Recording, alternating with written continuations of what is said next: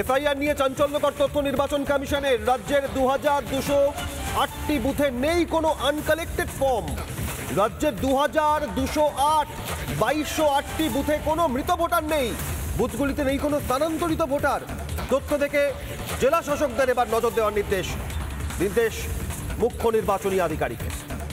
রাজ্যের 2208টি বুথে কোনো মৃত ভোটার নেই, কোনো স্থানান্তরিত ভোটার নেই, কোনো আনকালেক্টেড ফর্ম নেই। তথ্য থেকে জেলা শাসকদের, ডিস্ট্রিক্ট ম্যাজিস্ট্রেটদের নজর দেওয়ার নির্দেশ দিয়েছেন মুখ্য নির্বাচনী আধিকারিক।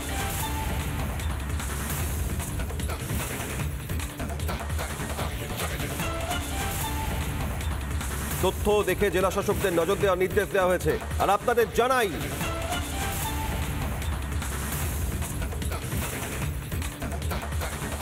সর্ষের মধ্যে বুথে যে পরিস্থিতি, তাতে বেশ কিছু তথ্য আপনাদের সামনে তুলে ধরব। রাজ্যের 2208টি বুথ, সেখানে কোনো মৃত ভোটার নেই। সেই বুথে নেই কোনো স্থানান্তরিত ভোটার, কোনো আনকালেক্টেড ফর্ম নেই। যতগুলি ফর্ম দেওয়া হয়েছিল, বিলি হয়েছিল, ততগুলোই জমা পড়ে গিয়েছে। চাঞ্চল্যকর তথ্য। এবং একটা অভিযোগ সামনে এসেছিল, যে গ্রাফিক্স আপনাদের সামনে তুলে ধরছি। সর্ষের মধ্যেই ভূত, সর্ষের মধ্যেই ভূত। কিভাবে বিএলওদের চাপ দেওয়া হচ্ছে, ক্লাবে রেখে পঞ্চায়েতে নিয়ে গিয়ে ফর্ম জমা দেওয়ার এই অভিযোগ সামনে এসেছিল। আর এবার সর্ষের মধ্যেই ভূত আপনাদের সামনে তুলে ধরব। এক একটা জেলার নিরিখে আপনাদের সামনে তুলে ধরি আমরা। এক একটা জেলায় কেন সর্ষের মধ্যে ভূত বলা হচ্ছে।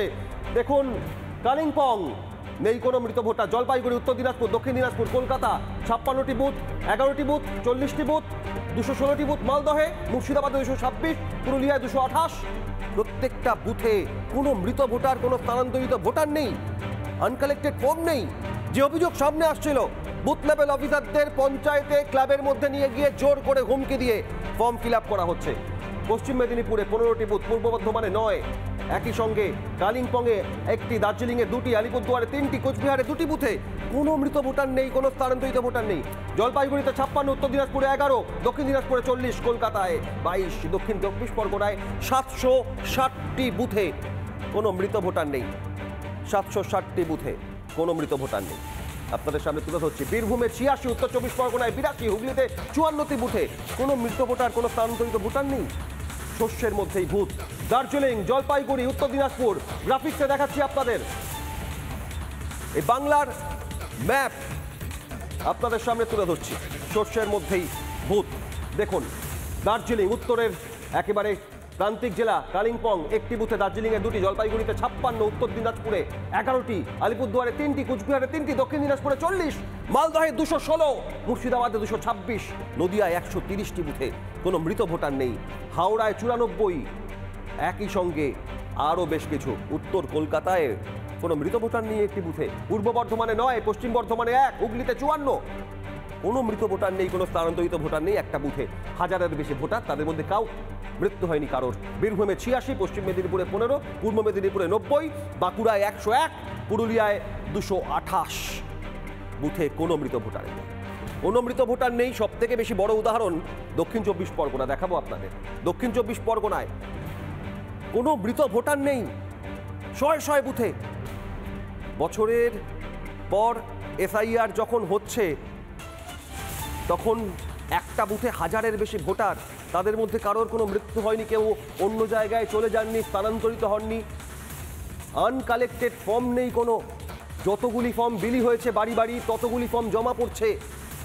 এখানেই যে অভিযোগ উঠে আসছিল, বুথ লেভেল অফিসারদের চাপ দিয়ে ক্লাবে নিয়ে গিয়ে, পঞ্চায়েতে নিয়ে গিয়ে ফর্ম ফিল আপ করিয়ে, ফর্ম পূরণ করিয়ে তা আপলোড করানো হচ্ছে। সর্ষের মধ্যেই ভূতের এই নজির। আরও একবার আপনাদের জানাই, রাজ্যের 2208টি বুথে কোনো আনকালেক্টেড ফর্ম নেই। কালিম্পং, দার্জিলিং, আলিপুরদুয়ার, কোচবিহার, জলপাইগুড়ি, উত্তর দিনাজপুর, দক্ষিণ দিনাজপুর, কলকাতা, উত্তর দক্ষিণ 24 পরগনা, পুরুলিয়া, মুর্শিদাবাদ, মালদা, নদিয়া, বাঁকুড়া, হাওড়া, পূর্ব মেদিনীপুর, বীরভূম, জেলায় জেলায় এই ছবি।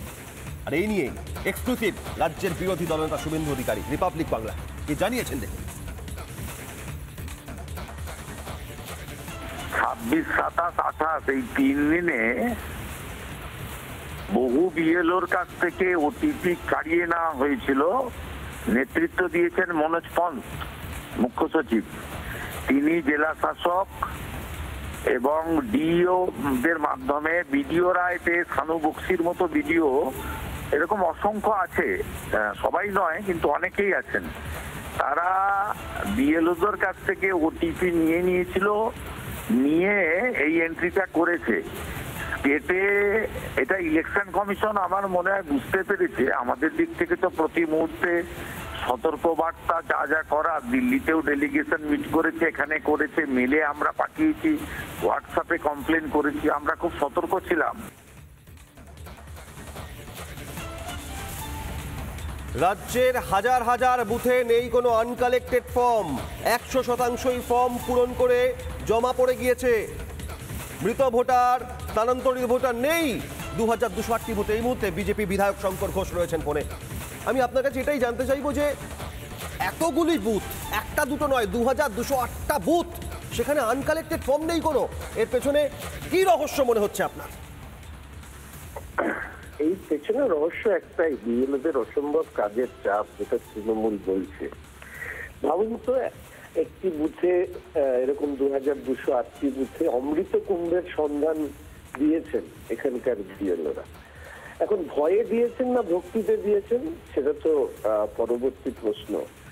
ইআরও এবং বিএলও যারা রয়েছেন তাদের কাছেই এর গোপন রহস্যটা জানা যেতে পারে। শুধু 2208টি কেন, এরপরে আরো অনেক বুথ বেরিয়ে আসবে। গতকাল আমাদের সম্মানীয় বিরোধী দলনেতা শুভেন্দু দা 17,000 বুথের একটি তালিকা জমা দিয়েছে, যেখানে আইপ্যাক দ্বারা ডাটা ট্যাম্পারিং করা হয়েছে। তার নির্দিষ্ট অভিযোগ আমরা ইলেকশন কমিশনে করেছি।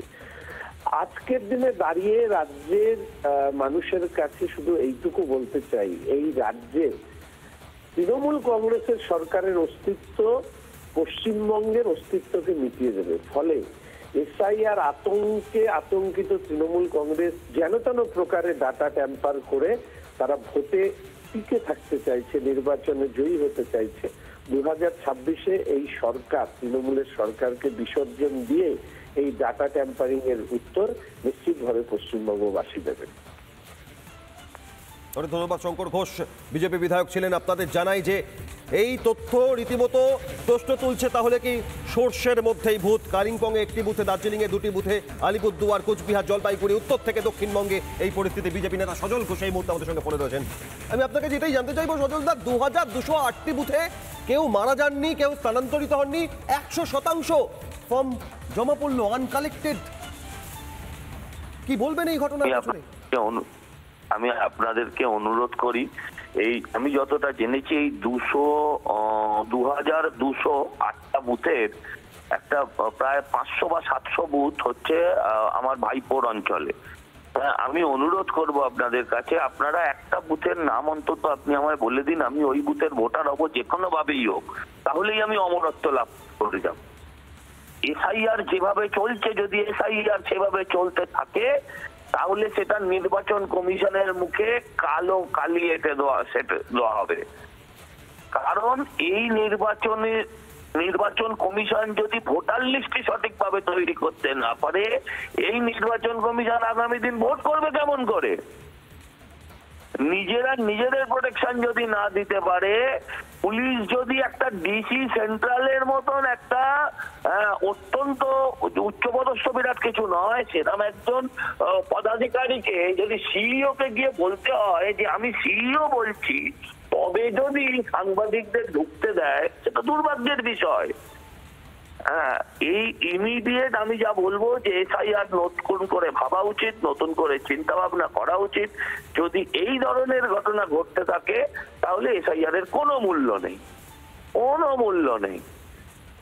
পরিস্থিতি কোন দিকে যায় নজর থাকবে। ধন্যবাদ সজল ঘোষ বিজেপি নেতা। যেমন জানালেন, সর্বোচ্চ দক্ষিণ 24 পরগনা জেলায় আনকালেক্টেড ফর্ম নেই এমন বুথের সংখ্যা 760।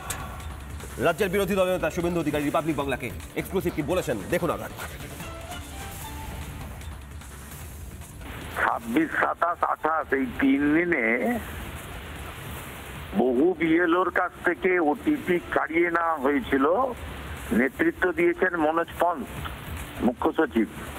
তিনি জেলা শাসক এবং ডিও দের মাধ্যমে বিডিও রায়তে সানু বক্সির মতো বিডিও এরকম অসংখ্য আছে, সবাই নয় কিন্তু অনেকেই আছেন। তারা বিএলওদের কাছ থেকে ওটিপি নিয়েছিল, নিয়ে এই এন্ট্রিটা করেছে।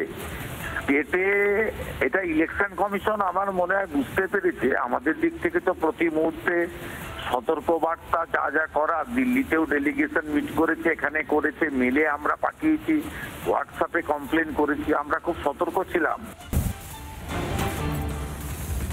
নানা ধরনের কন্টেন্ট দেখার জন্য লাইক করুন, শেয়ার করুন আমাদের ফেসবুক পেজ, সাবস্ক্রাইব করুন আমাদের ইউটিউব চ্যানেল। পাশাপাশি অন্যান্য ব্রেকিং নিউজের জন্য অবশ্যই চোখ রাখুন রিপাবলিক বাংলায়।